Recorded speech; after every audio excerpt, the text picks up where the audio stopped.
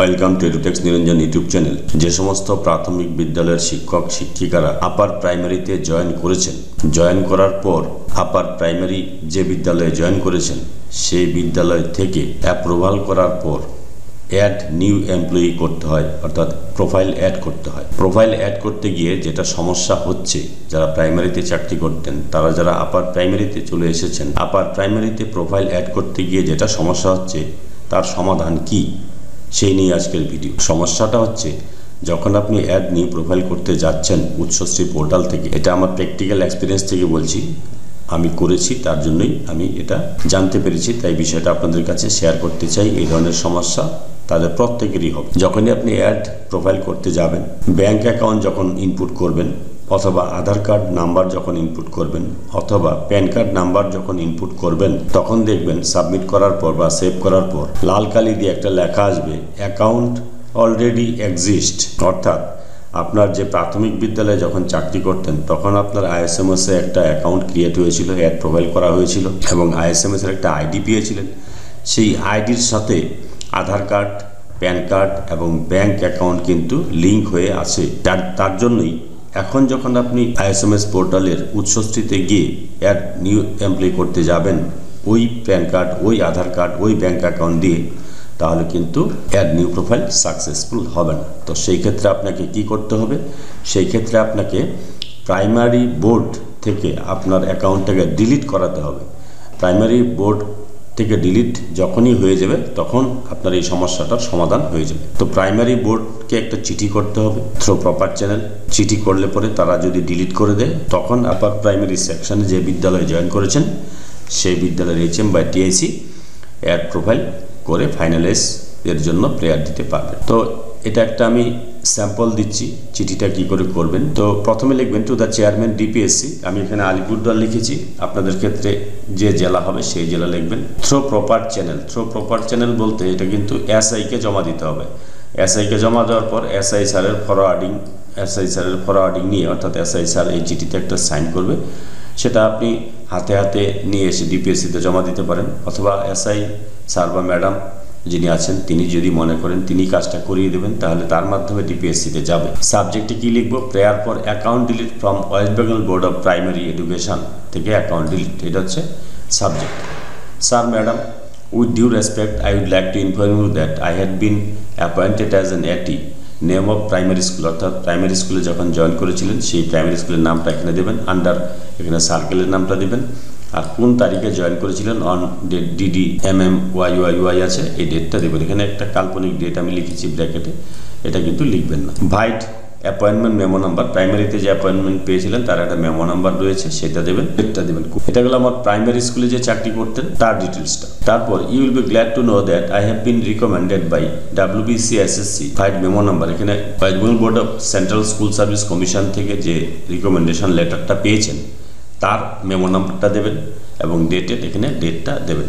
On the basis of result of first SLST 2016 for, এখানে যে high স্কুলের জন্য আপনি রিকমেন্ডেশন পেয়েছেন সেই হাই স্কুলের নামটা দেবেন। For the post of AT, এখানে আপনার সাবজেক্টটা চেঞ্জ করে দেবেন, যে সাবজেক্ট হবে সেই সাবজেক্টটা দেবেন, কোন সাবজেক্টের আপনি শিক্ষক হিসেবে রিকমেন্ডেশন পেয়েছেন। তারপর এই যেখানে দেখুন আন্ডারলাইন করা যে বিষয়টা রয়েছে সেন্টেন্সটা, যদি আপনি NOC নিয়ে থাকেন তাহলে এটা লিখবেন। কাউন্সিলিংয়ের পূর্বে যদি NOC নিয়ে থাকেন তাহলে লিখবেন, না হলে লিখবেন না। I have taken NOC from DPSC by memo number, যদি নিয়ে থাকেন তাহলে DPSC থেকে যে NOC নিয়েছেন তার মেমো নাম্বারটা দেবেন এবং কোন ডেটে নিয়েছেন সেই ডেটটা দেবেন। For appearing counselling process. Now after resignation I have joint, এখানে হাই স্কুলের নামটা লিখবেন, কোন ডেটে জয়েন করেছেন সেই ডেটটা লিখবেন, এই ডেটটা লিখে দিলাম 10:30। On obtaining appointment letter vide memo number, আপনি যে জয়েন করেছেন তার জন্য একটা অ্যাপয়েন্টমেন্ট লেটার পেয়েছেন, অ্যাপয়েন্টমেন্ট লেটারের মেমো নাম্বারটা এখানে আমি লিখিয়ে দিলাম। তো অ্যাপয়েন্টমেন্ট লেটারের মেমো নাম্বারটা লিখে দিলাম, আর অ্যাপয়েন্টমেন্ট লেটারের ডেটটা এখানে লিখে দেবেন, কোন ডেটে আপনি অ্যাপয়েন্টমেন্ট লেটার পেয়েছেন সেই ডেটটা এখানে লিখে দিলাম। And my appointment is duly approved by district inspector of school Alipurduar SE। District inspector of school secondary education Alipurduar দ্বারা আমার অ্যাপয়েন্টমেন্টটা অ্যাপ্রুভড হয়েছে, অর্থাৎ আমি অ্যাপ্রুভাল পেয়েছি। তো এখানে আলিপুরদুয়ার লেখা আছে, আপনাদের ক্ষেত্রে যেটা হবে সেটা লিখবেন, চেঞ্জ করে যে ডিস্ট্রিক্ট হবে সেই ডিস্ট্রিক্টটা লিখবেন। তারপর দেখুন add new employee or profile is not possible without deleting my account from primary board. Primary board থেকে অ্যাকাউন্টটা ডিলিট না করা পর্যন্ত আমি আমার অ্যাড নিউ এমপ্লয়ি বা প্রোফাইল করা সম্ভব হচ্ছে না। So I request you to delete my profile or account from West Bengal board of primary education. তাই আমি আপনাকে অনুরোধ করছি West Bengal board of primary এডুকেশনের যে ISMS পোর্টাল রয়েছে সেখান থেকে এটাকে ডিলিট করার জন্য, আমার অ্যাকাউন্টটাকে ডিলিট করার জন্য। So that new employee can be added successfully, যাতে নতুন এমপ্লয়ি সাকসেসফুলি অ্যাড করা যায় ইন উচ্চশ্রী পোর্টালে to start my salary from present place of posting. বর্তমান পোস্টিংয়ে আমার যাতে স্যালারি স্টার্ট করা যায় তার জন্য। এখানে থ্যাংক ইউ লিখবেন।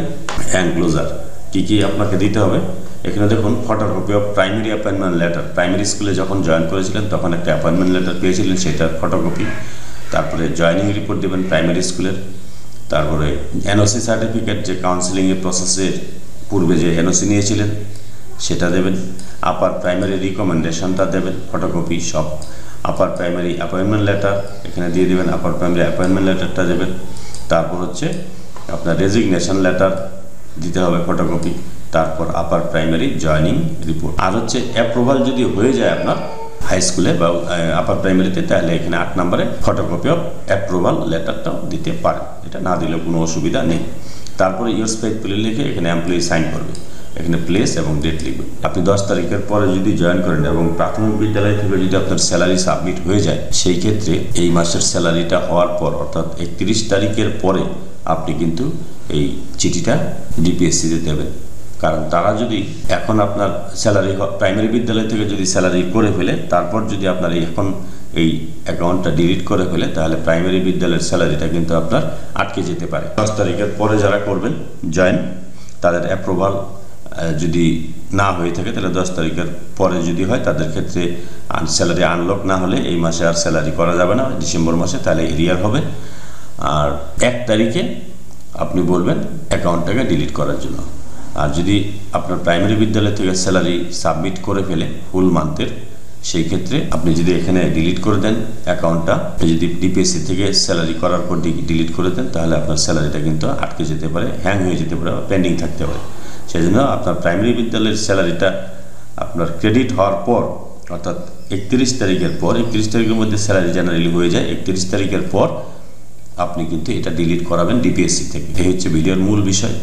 তো আশা করি বিষয়টা বোঝাতে পারলাম, খুবই ইম্পর্টেন্ট বিষয়। যদি ভিডিওটি ভালো লাগে, please like, share and subscribe this channel to get notification off the next update. Thanks for watching this video.